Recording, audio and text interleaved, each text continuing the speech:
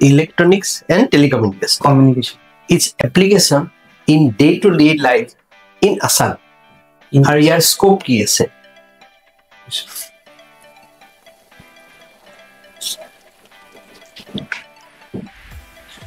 Sir, electronics and communication সামগ্ৰী সমূহ আমাৰ day-to-day life ব্যৱহাৰ হয়.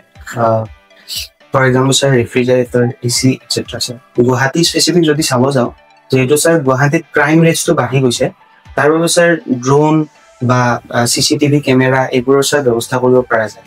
আৰু sir যিবিলাক পুলিচ সাৰ্ভিস বা তেওঁ accountability কাৰণে sir body camera এইবোৰ লগাব পৰা যায়. এইটো ইছ্যু আহি গৈছে. আৰু sir আমি যদি overall sir চাব যাওঁ তেনেহলে যিকোনো disaster অহাৰ আগত প্ৰেডিক্ট কৰিবলৈ sir ইলেক্ট্ৰনিক সামগ্ৰী সহায় ল'ব পাৰি.